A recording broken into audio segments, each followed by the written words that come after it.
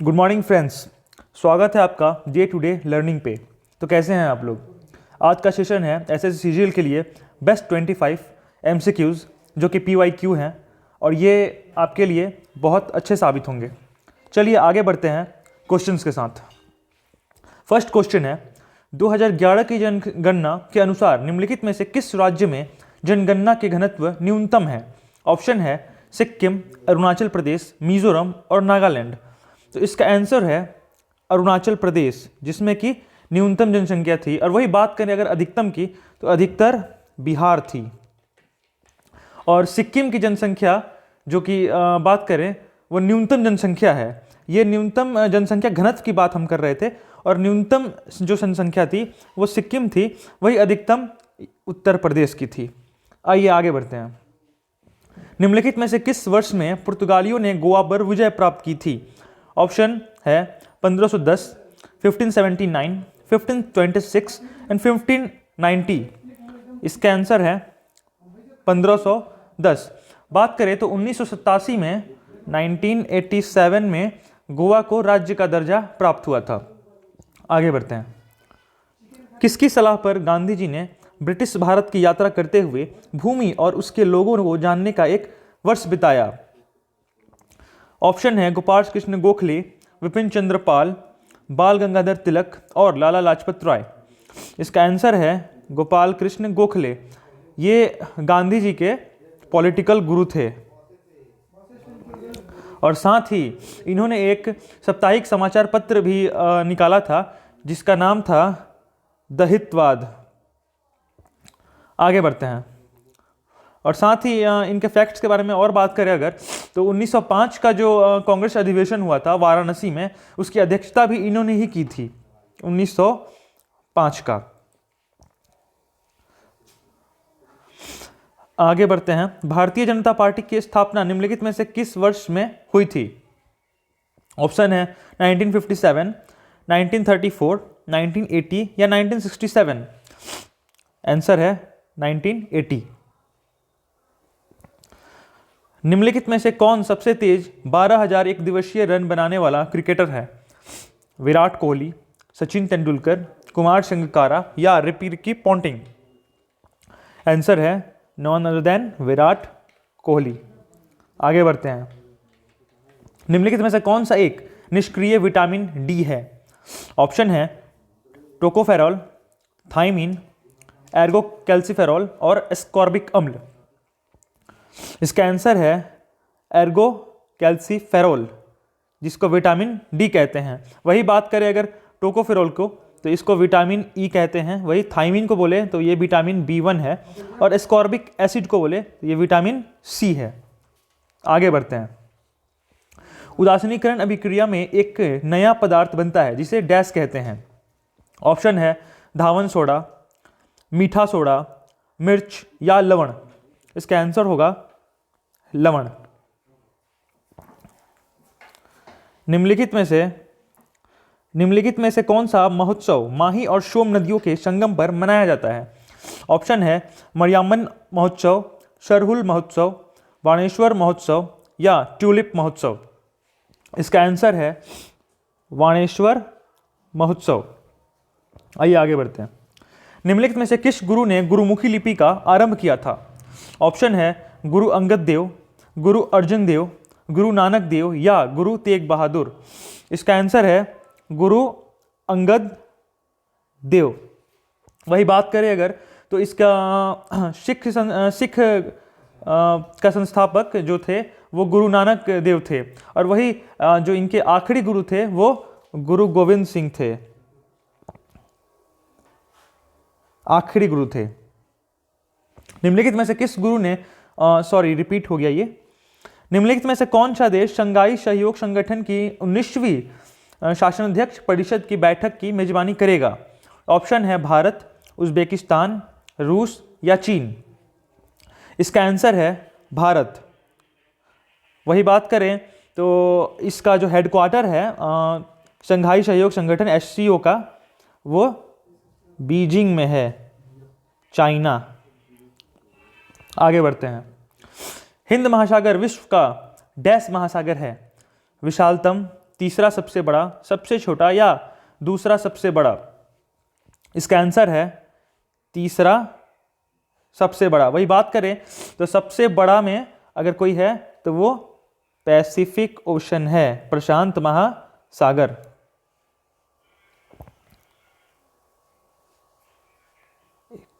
Sorry, repeat हो गया question. Dash के बाद विराट कोहली इंग्लैंड में एक श्रृंखला में 2 टेस्ट मैच जीतने वाले दूसरे भारतीय क्रिकेट कप्तान हैं। तो ऑप्शन है कपिल देव, दिलीप वेंगसरकर, मंसूर अली खां पटौदी या अजीत वाडेकर।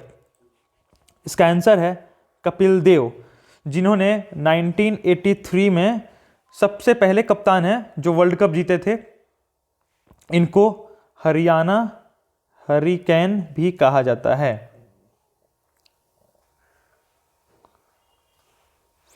सॉरी। लखनऊ के बुनकरों के लिए अद्वितीय कढ़ाई को पारंपरिक कला डैश कहलाती है। ऑप्शन है फुलकारी, कशीदाकारी, चिकनकारी या जरदोजी। इसका आंसर है चिकनकारी। आइए आगे बढ़ते हैं। निम्नलिखित में से कौन सा देश 1.9 किलोमीटर लंबे फेनी पुल से जुड़ी है? ऑप्शंस हैं भारत और भूटान, भारत और नेपाल, भारत और श्रीलंका या भारत और बांग्लादेश। तो इसका सही आंसर है भारत और बांग्लादेश। भारत के संविधान में निम्नलिखित में से कौन सा मौलिक अधिकार जबरन श्रम के निषेध पर जोर देता है? ऑप्शन है संवैधानिक उपचारों का अधिकार, ऑप्शन बी शोषण के विरुद्ध अधिकार, ऑप्शन सी सांस्कृतिक और शैक्षणिक अधिकार या ऑप्शन डी स्वतंत्रता का अधिकार। तो बात करें तो इसका आंसर होगा शोषण के विरुद्ध अधिकार, जो कि आर्टिकल 23, 24 में निहित है। वही बात करें संवैधानिक उपचार के अधिकार तो ये आर्टिकल 32 में है। वही स्वतंत्रता का अधिकार के बारे में बात करें तो 19 से 22 है। वही सांस्कृतिक और शैक्षणिक अधिकार की बात करें तो 29 से 31 में है, आर्टिकल 29 से 31 में है। आइए आगे बढ़ते हैं। श्रम और रोजगार मंत्रालय ने किस वर्ष कौशल विकास पर पहली राष्ट्रीय नीति तैयार की? ऑप्शन है 2005, 2015, 2001 या 2009। इसका सही आंसर है 2009। उपभोक्ता संरक्षण अधिनियम 2019 के तहत निम्नलिखित में से कौन उपभोक्ता का अधिकार नहीं है? ऑप्शंस हैं चुनने का अधिकार, सूचना का अधिकार, निवारण मांगने का अधिकार या काम करने का अधिकार। तो इसका आंसर होगा काम करने का अधिकार। काम करने का अधिकार उपभोक्ता का अधिकार नहीं है। ओमान की खाड़ी और लाल सागर डैश का हिस्सा है? प्रशांत सागर, हिंद महासागर, आर्कटिक सागर या अटलांटिक महासागर। इसका आंसर है हिंद महासागर।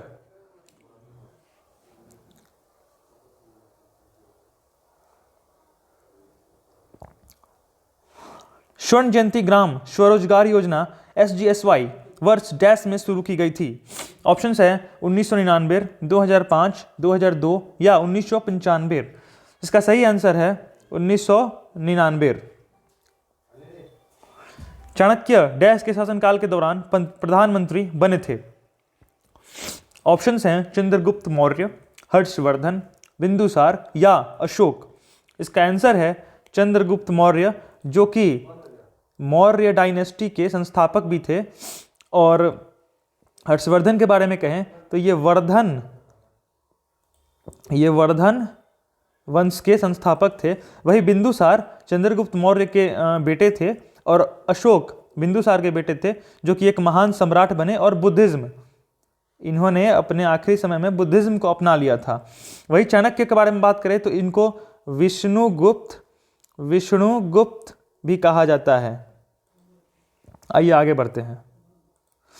निम्नलिखित में से किसे अक्टूबर 2020 में इंडिया पोस्ट पेमेंट बैंक के प्रबंध निदेशक और मुख्य कार्यकारी अधिकारी के रूप में नियुक्त किया गया था?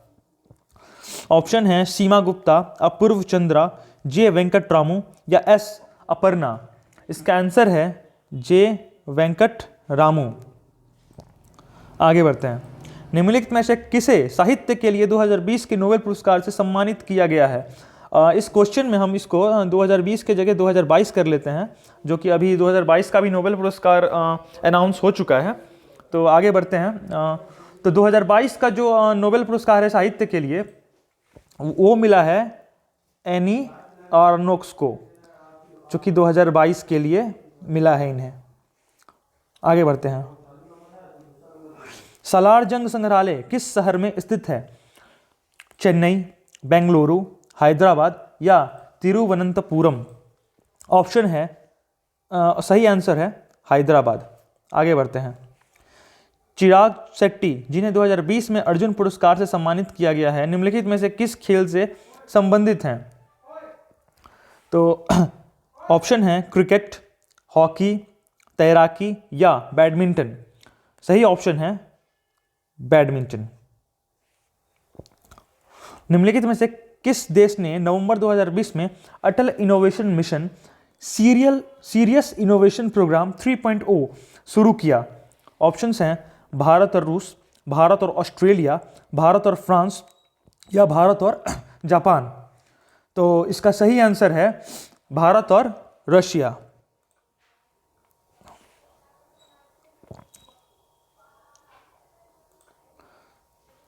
नवंबर 2020 में आयोजित भारत, जापान और अमेरिका के बीच त्रिपक्षीय नौसैनिक अभ्यास क्या कहलाती है? ऑप्शंस हैं सिनबेक्स 20, मालाबार, युद्ध अभ्यास या मित्र शक्ति। तो सही आंसर है मालाबार। वही बात करें अगर हम सिनबेक्स की, तो ये इंडिया और सिंगापुर के बीच होती है। वही युद्ध अभ्यास की बात करें तो ये इंडिया और यूएसए के बीच होती है। वही बात करें अगर मित्र शक्ति की, तो ये इंडिया और श्रीलंका के बीच होती है। आइए आगे बढ़ते हैं। भारत म्यांमार सीमा पर कौन सी पहाड़ियां भारत के पूर्वी पहाड़ी इलाकों में मीजो पहाड़ियां और मणिपुर पहाड़ियों से लगी हुई है? ऑप्शंस है डोंग्या, तोबा काकर, खासी या चीन। सही आंसर है चीन। आइए आगे बढ़ते हैं। देखभाल और सुरक्षा की जरूरत वाले ट्रांसजेंडर बच्चों के लिए भारत का पहला घर जल्द ही कहां स्थापित किया जाएगा? ऑप्शंस है मुंबई, बेंगलुरु, दिल्ली या चेन्नई। सही आंसर है बेंगलुरु। आइए आगे बढ़ते हैं। किसी देश की औसत आय की गणना कैसे की जाती है? देश की कुल आय को उसकी कुल जनसंख्या से विभाजित करने पर, देश की सभी निवासियों की कुल आय, देश के कुल आय उसकी कुल जनसंख्या से घटाने पर, या देश की कुल आय को उसकी कुल जनसंख्या से गुणा करने पर? सही आंसर है देश की कुल आय को उसकी कुल जनसंख्या से विभाजित करने पर। Option A is right answer. चलिए आगे बढ़ते हैं। निम्नलिखित खिलाड़ियों में से कौन एक भारतीय पेशेवर टेनिस खिलाड़ी है? प्रकाश पादुकोण, पुलेला गोपीचंद, रोहन बोपन्ना या कुलदीप यादव? इसका सही आंसर है Rohan Bopanna. Rohan Bopanna is a tennis player. वही बात करें अगर प्रकाश पादुकोण की, तो ये बैडमिंटन प्लेयर हैं। वही बात करें पुलेला गोपीचंद की, तो पुलेला गोपीचंद भी एक बैडमिंटन प्लेयर हैं। वही कुलदीप यादव की बात करें तो ये एक क्रिकेटर हैं। निम्नलिखित में से कौन सा नियम कहता है दो वस्तुओं के बीच का बल उनके द्रव्यमान के गुणनफल के समानुपाती होता है? ऑप्शन ए गति का नियम, ऑप्शन बी संवेग परिवर्तन का नियम, ऑप्शन सी जड़त्व का नियम या ऑप्शन डी गुरुत्वाकर्षण का नियम। इसका सही आंसर है गुरुत्वाकर्षण का नियम, लॉ ऑफ ग्रेविटेशन। आगे बढ़ते हैं। अजीलामू लोक नृत्य निम्नलिखित में से किस राज्य से संबंधित है? ऑप्शंस हैं असम, त्रिपुरा, मणिपुर या अरुणाचल प्रदेश। इसकी सही आंसर की बात करें तो यह है अरुणाचल प्रदेश। वही अगर असम की बात करें तो यहाँ का लोक नृत्य है बिहू। वही त्रिपुरा में अगर बात करें तो यहाँ है होजा गिरी। वही अगर मणिपुर की बात करें तो यहाँ पे थांगटा है।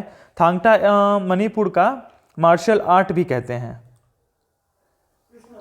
आइए आगे बढ़ते हैं। एक फूल के अंडाशय के अंदर छोटे मनके जैसी संरचनाओं को डैश कहा जाता है। ऑप्शंस हैं बीजांड, बायदल, पुंकेसर या पंखुड़ियां। इसका सही आंसर है बीजांड। आगे बढ़ते हैं। जेट इंजन किस परिघटना के आधार पर कार्य करता है? ऑप्शन ए है त्वरण का संरक्षण, ऑप्शन बी वृत्तीय गति का संरक्षण, ऑप्शन सी वेग का संरक्षण या ऑप्शन डी रैखिक संवेग संरक्षण। इसका सही आंसर है रैखिक संवेग संरक्षण। आगे बढ़ते हैं। बाल न्याय, बच्चों की देखभाल और संरक्षण विधेयक 2014 किस बात की अनुमति देता है? ऑप्शंस हैं 14 से 18 वर्ष की आयु वाले किशोरों को सुधार घरों में भेजा जाना चाहिए, 16 से 18 वर्ष की आयु वाले किशोरों को अपराधों के लिए 60 दिनों तक सामुदायिक सेवा में रखने का आदेश दिया जाना चाहिए, 16 से 18 वर्ष की आयु वाले किशोरों को माता पिता का किशोर द्वारा दिए गए अपराध के लिए अपराधी ठहराने की कोशिश की जानी चाहिए, या 16 से 18 वर्ष की आयु वाले किशोरों को जघन्य अपराध के लिए वयस्क की तरह सजा दी जानी चाहिए। इसका सही आंसर है 16 से 18 वर्ष की आयु वाले बच्चों को अपराध के 16 से 18 वर्ष की आयु के किशोरों को अपराध के लिए 60 दिनों तक सामुदायिक सेवा में रखने का आदेश दिया जाना चाहिए। आगे बढ़ते हैं। निम्नलिखित में से कौन सा जनजाति नीलगिरी पर्वत से संबंधित है? ऑप्शंस हैं Angami, option B Toda, option C Jarawa या ऑप्शन डी ओंग। इसका आंसर है ऑप्शन बी टोडा। वही अगर बात करें तो अगर अंगमी का बात करें तो अंगमी नागालैंड का है। वही जारवा जनजाति बात करें तो ये अंडमान एंड निकोबार का है। वही अगर ओंग की बात करें तो ये भी अंडमान निकोबार का है। आगे बढ़ते हैं। डैश ने 1864 और 1939 के बीच ब्रिटिश भारत की ग्रीष्मकालीन राजधानी के रूप में कार्य किया है। ऑप्शंस हैं Kalimpong, option B Shimla, option C mount Abu या ऑप्शन डी गैंग। इसका सही ऑप्शन है Shimla. Shimla is the right answer. आगे बढ़ते हैं। निम्नलिखित में से कौन सा स्थान क्षेत्र भारतीय जंगली गधे का प्राकृतिक आवास है? Option A Sundarban, option B Himalaya का ऊपरी क्षेत्र, ऑप्शन सी गंगा या ऑप्शन डी कच्छ का छोटा रन। इसका सही आंसर है कच्छ का छोटा रन। यहाँ जंगली गधे पाए जाते हैं। वही बात करें सुंदरबन में तो सुंदरबन फेमस है अपने बंगाल टाइगर के लिए। तो सेशन यहीं पे समाप्त होता है। तो बताइएगा ये सेशन आपको कैसा लगा, कमेंट ज़रूर कीजिएगा और बताइएगा। अगर कुछ कमी है वो भी बताइएगा और लाइक शेयर सब्सक्राइब करना ना भूलें। अपना प्यार हमें ज़रूर दें। Thank you.